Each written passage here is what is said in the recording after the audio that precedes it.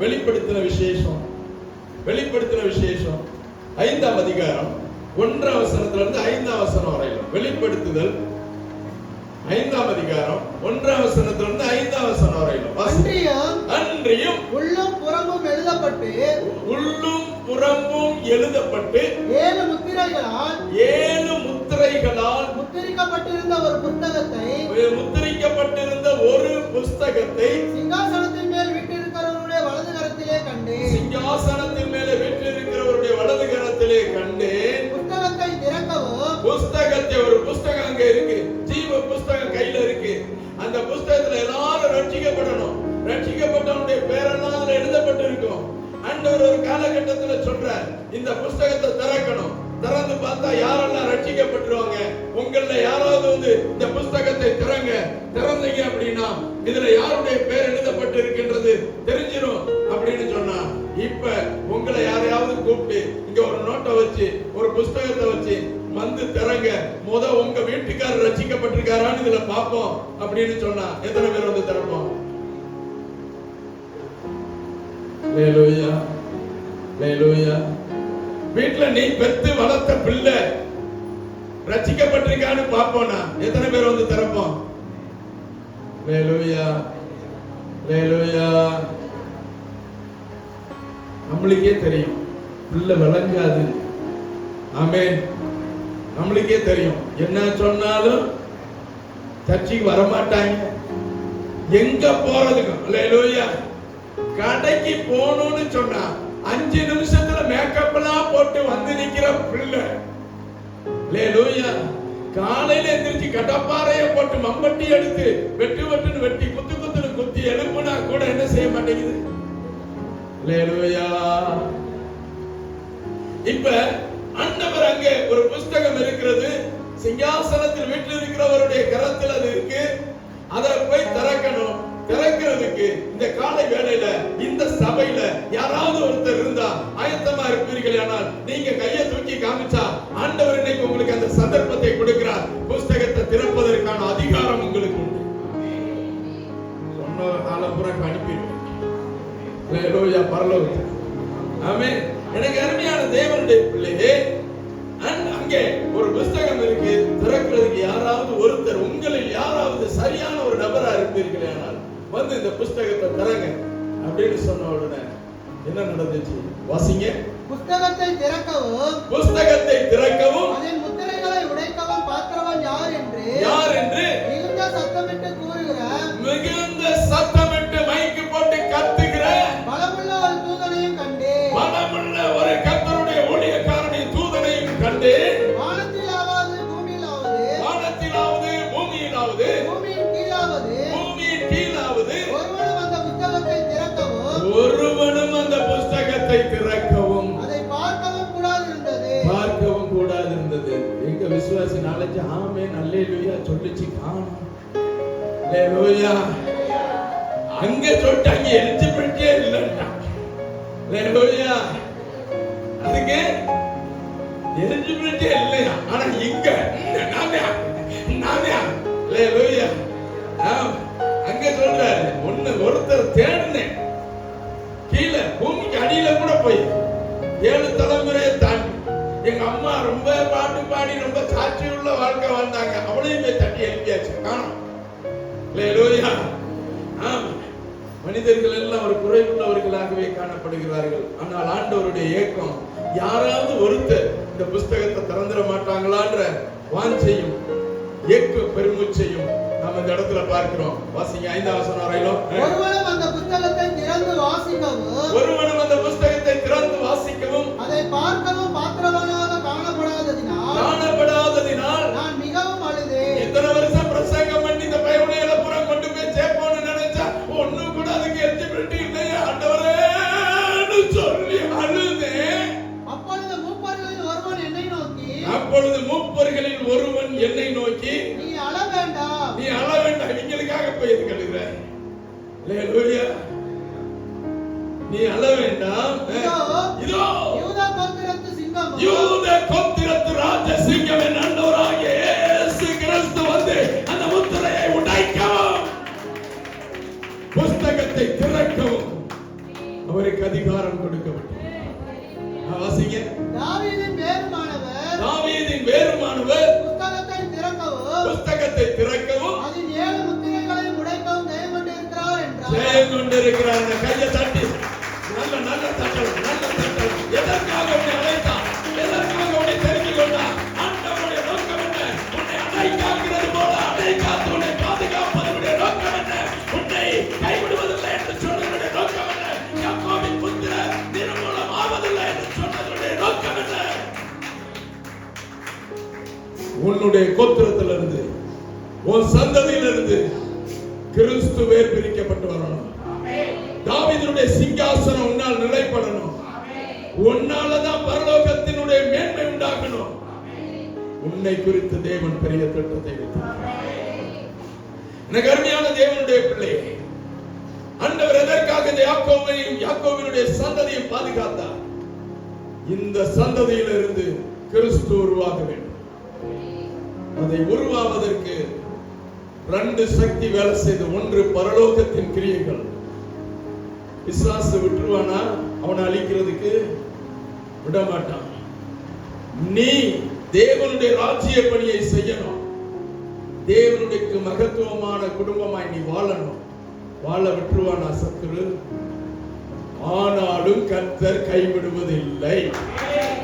உன்னை எப்படியெல்லாம் சத்துருனுடைய கைக்கு நீங்களாக்கி உன்னை குறித்து தேவன் வைத்திருக்கக்கூடிய திட்டத்தையும், தேவன் உன் மூலமாக உன் குடும்பத்தின் மூலமாக வைத்திருக்கக்கூடிய மிகப்பெரிய நோக்கத்தையும், உன்னுடைய சந்ததியிலிருந்து இந்த உலகத்திற்கு ஒரு பெரிய ரட்சிப்பு உண்டாக போகிறது. அதை எப்படி காத்து கொண்டு வந்தார்? இன்றைக்கு கிறிஸ்துவுக்கு மாத்திரமல்ல, இந்த சபையிலே அமர்ந்திருக்கக்கூடிய கர்த்தருடைய பிள்ளையே, உங்களுடைய வாழ்க்கையில உன் மூலமாக ரட்சிப்பு உண்டாகி உன் சந்ததிக்குள் இருந்து கிறிஸ்துவினுடைய மகத்துவங்களை வெளிப்படுத்துகிறார். 2ஆம் வருகைக்கு ஆயத்தப்படுத்துகிறார். ஒரு மிகப்பெரிய சாம்பவானை, ஒரு மிகப்பெரிய ஊழியக்காரனை இந்த உலகம் ரட்சிக்கப்படுவதற்கு சாத்தியமாய் காணப்படுகிற ஒரு நபரை கர்த்தர் உன் சந்ததியில் இருந்துதான் எழுப்ப போகிறார் என்று சொல்லி நான் விசுவாசிக்கிறேன். ஹல்லேலூயா, ஹல்லேலூயா. பிரியமானவர்களே, ஆண்டவர் எப்படி இந்த காரியங்களை செய்தார்? வாசிங்க. யோவானுக்கு எழுதின சுவிசேஷம் 4ஆம் அதிகாரம் 22ஆம் வசனம். ஆண்டவராகிய இயேசு கிறிஸ்துவே ஒரு காரியத்தை சொல்லுகிறார் அந்த சமாரியா ஸ்திரீயின் இடத்திலே. யோவானுக்கு எழுதின சுவிசேஷம் 4ஆம் அதிகாரம் 22ஆம் வசனம். நீங்கள் அறியாததை தொழுது கொள்ளுகிறீர்கள். நீங்கள் எல்லாரும் அறியாதவைகளை தொழுது கொள்ளுகிறீர்கள். நாங்கள் அறிந்திருக்கிறதை தொழுது கொள்ளுகிறோம். நாங்கள் அறிந்திருக்கிறதை தொழுது கொள்ளுகிறோம். ஏனென்றால் ரட்சிப்பு யூதர்கள் வழியாய் வருகிறது. ரட்சிப்பு யூதர்கள் வழியாய் வருகிறது. கரங்களை தட்டி ஹல்லேலூயா. உன் குடும்பத்துக்கு ரட்சிப்பு, உன் ஊருக்கு ரட்சிப்பு, உன் வீட்டுக்கு ரட்சிப்பு, என் குடும்பத்துக்கு ரட்சிப்பு இந்த இம்மானுவேலால வருது. ஹல்லேலூயா. என் ஊருக்கு ரட்சிப்பு இந்த இம்மானுவேலால வருது. நான் இருக்கிற பகுதிக்கு ரட்சிப்பு என்னாலதான் வருது. இந்த ஜனங்கள் நல்லா இருக்கானா நான் ரட்சிக்கப்பட்டனால தான் இருக்கேன். எத்தனை பேர் நம்புறீங்க? ஹல்லேலூயா. எங்க குடும்பத்துல நாங்க 4 பேர் கூட பிறந்தோம். 4 பேர்ல நான் ஊழியக்காரனா எலும்பு மட்டும். எங்க குடும்பத்துல இருந்த சாபம் ரொம்ப கொடுமையா. அது என் சகோதரிகள் சொல்லுவாங்க. நான் என்னைக்கு ஆண்டவருக்குள்ள வந்து ஊழியத்தை செய்ய ஆரம்பித்தனோ, கர்த்தர் எங்களுடைய குடும்பத்தின் சாபத்தை மீட்டது மாத்திரமல்ல, சாபத்திலிருந்து மீட்டது மாத்திரமல்ல, எனக்கு அருமையான தேவனுடைய பிள்ளையே, அநேகருக்கு எங்களுடைய குடும்பங்களை ஆசீர்வாதமாய் மாற்றிவிட்டார். ஹல்லேலூயா.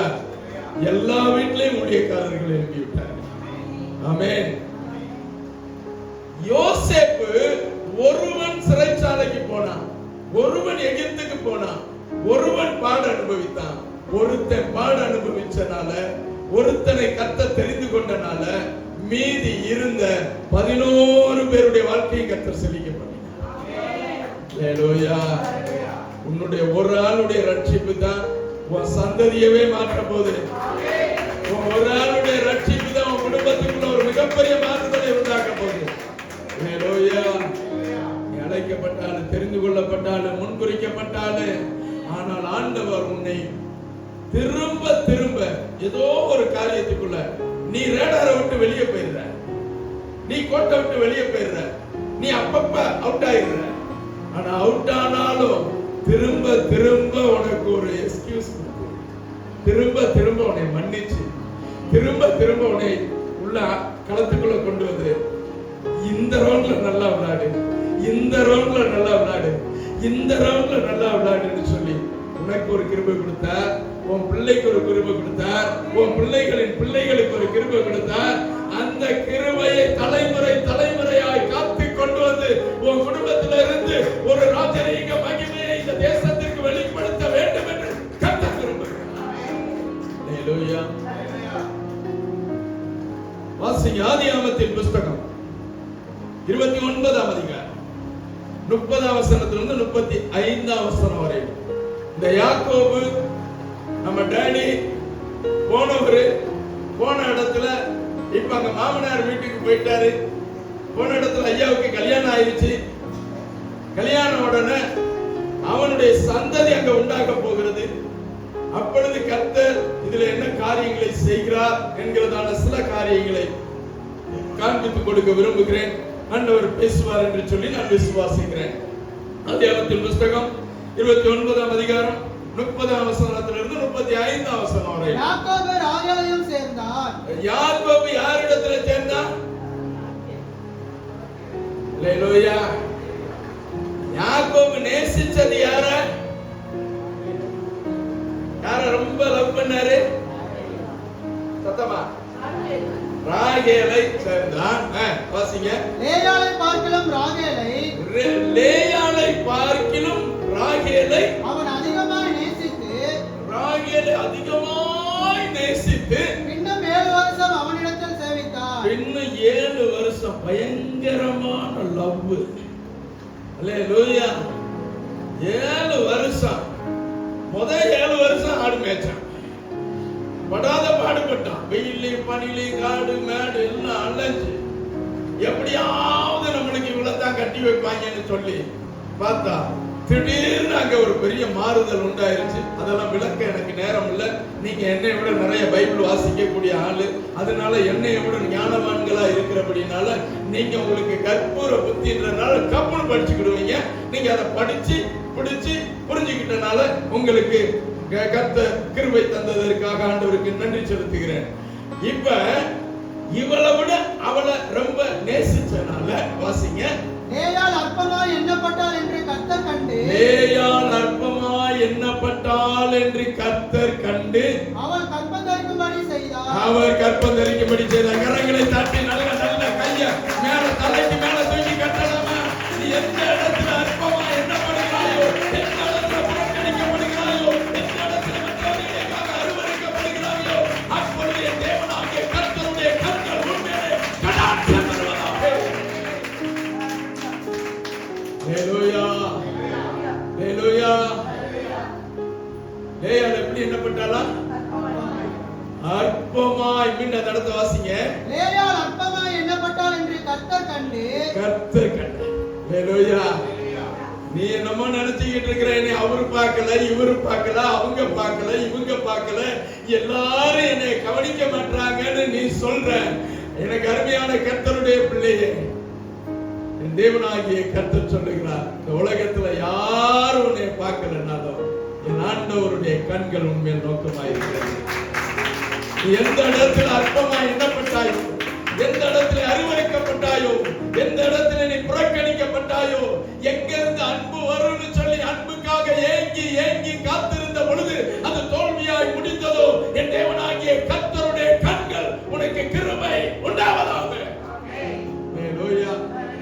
ஹல்லேலூயா. அவளை எல்லாரும் அற்பமா பார்த்தாங்க. யாரிடத்துல அன்பு கிடைக்குமோ, யார் என்னை நேசிப்பான்னு நினைச்சாலும், யாரால வாழ்க்கை உண்டாச்சுன்னு நினைச்சாலும் அற்பமா எண்ணினான். ஆனால் கர்த்தருடைய பார்வையில நீ விலையேற பெற்றாள். யாரு பார்க்கிறான் பார்க்கல, என் தேவனாகிய கர்த்தர் என்னை பார்க்கிறார். எத்தனை பேர் சொல்ல முடியும்? எத்தனை பேர் சொல்ல முடியும்? மனிதனுடைய அன்பெல்லாம் தோற்று போன சூழல்ல, மனித கரங்கள் எல்லாம் கைவிட்ட சூழல்ல, என் தேவனாகிய கர்த்தருடைய கண்கள் என் மேல் நோக்கமாயிருப்பதற்காக சொன்னதற்காகவும், அவர் என்னை கைவிட மாட்டேன் என்று சொன்னதற்காகவும், அவர் என் சந்ததி நிர்மூலமாகாது என்று சொன்னதற்காகவும் நன்றி ஆண்டவரே. ஹalleluya, ஹalleluya. வாசிங்க. ராகேலோ மலடியாய் இருந்தாள். யாரு? Lovable girl. ரொம்ப நேசிச்சார். வாழ்க்கையில தேவ சித்தத்துக்கு மாறா எதையாவது ஒண்ணு யோசிக்காத துன்பப்படுவர். ஆமென். எதை நேசிச்சு, எதை விரும்பி, எது நம்மளுக்கு ரொம்ப லைஃப்னு நினைச்சானோ அங்க அதுல எந்த ஈல்டுமே எடுக்க முடியல, பலன் அனுபவிக்க முடியும். வாசிங்க. லேயாள் கர்ப்பவதியாகி ஒரு குமாரனை பெற்று, லேயாள் கர்ப்பவதியாகி ஒரு குமாரனை பெற்று, கர்த்தர் என் சிறுமையை பார்த்ததினால், கர்த்தர் என் சிறுமையை பார்த்ததினால் இப்பொழுது என் புருஷன் என்னை நேசிப்பார் என்று சொல்லி. ஹalleluya. நேசிச்சது யாரு? நேசிச்சது யாரு? இவ்வளவு நாள் நேசிச்சு பிள்ளை கொடுத்தது யாரு? ஆண்டவர். ஹalleluya.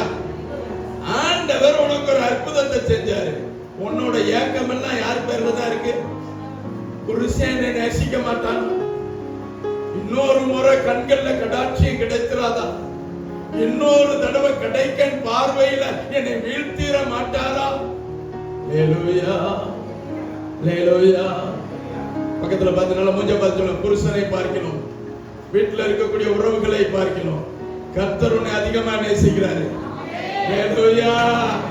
ஆமா, இவரு நேசிக்கல, அவரு நேசிக்கல, உன்னை நேசிப்பதற்கு தேவனாகிய கர்த்தருடைய கரம் இருக்கிறது அரவணைக்கு. ஆமென். ஹalleluya. வாசிங்க. இப்பொழுது என் புருஷன் என்னை நேசிப்பார் என்று சொல்லி. இப்பயாவது எங்க வீட்டுக்காரர் என்னை அப்படியே பிரைஸ் பண்ணுவார் என்று சொல்லி அவனுக்கு ரூபன் என்று பெயரிட்டாள். அவனுக்கு ரூபன் என்று பெயரிட்டாள். மறுபடியும் அவள் கர்ப்பவதியாகி ஒரு குமாரனை பெற்று, மறுபடியும் இதே புலம்பா இருந்திருப்பா. மறுபடியும் கர்ப்பவதியாகி ஒரு குமாரனை பெற்று, நான் அப்பமா எண்ணப்பட்டதை கர்த்தர் கேட்டருளி. முதல் எப்படி எண்ணப்பட்டாளா?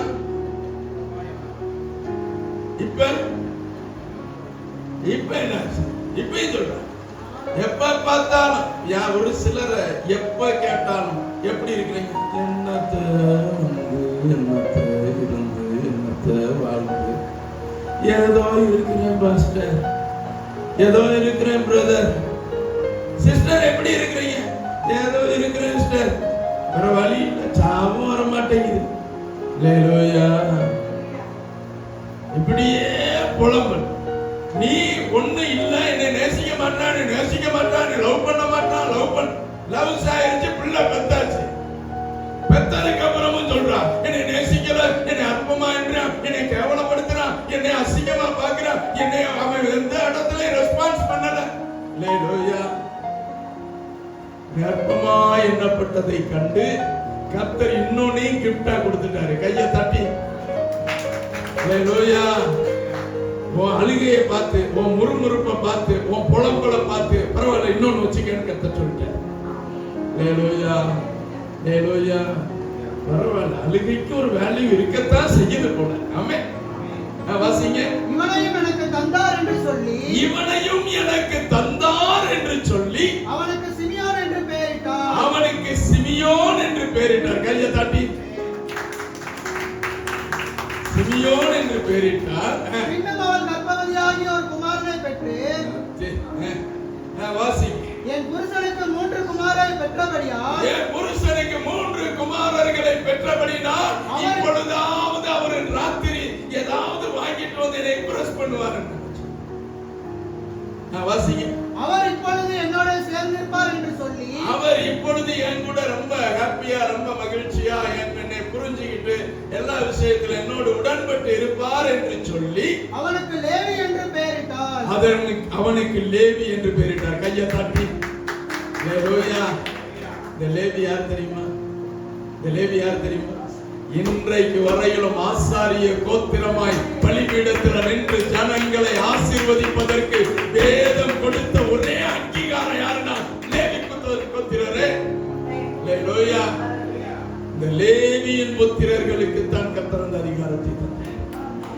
எந்த இடத்துல நீ அற்பமா எண்ணப்பட்டாயோ, எந்த இடத்துல அருவருக்கப்பட்டாயோ, எந்த இடத்துல புறந்தள்ளப்பட்டாயோ, கர்த்தர் உன்னை கொண்டு உன் சந்ததியை கொண்டு தான் தேசத்திலே பெரிய மாறுதலை கட்டளையிடுவது மாத்திரமல்ல, அநேகரை ஆசீர்வதிப்பதற்கும் வாழ வைப்பதற்கும் கர்த்தர் உன்னுடைய குடும்பத்தில் இருந்து தான் கர்த்தர் லேவி என்று பெயரிட்டால் மறுபடியும் கர்ப்பவதியாகி அவள் ஒரு குமாரனை பெற்று கையை தட்டி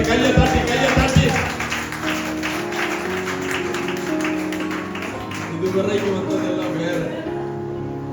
இப்பொழுது நான் கர்த்தரை துதிப்பேன் என்று சொல்லி, என்னைக்கு நீ ஆண்டவருக்கு முக்கியத்துவம் கொடுத்து, அதுக்கு முன்னாடி அற்புதம் நடக்குமா? நடக்கும்.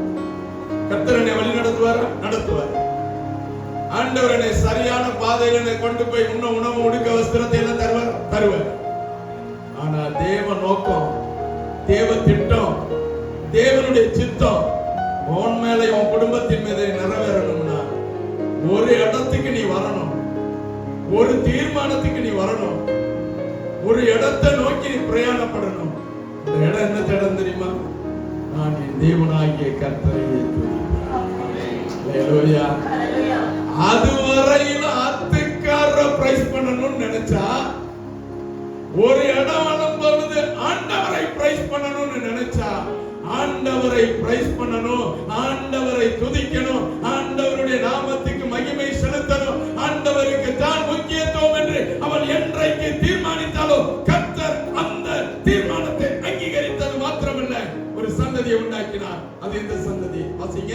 அவனுக்கு யூதா என்று பெயரிட்டார். அந்த யூத கோத்திரம் தான் ராஜசிங்கம். என் ஆண்டவராகிய இயேசு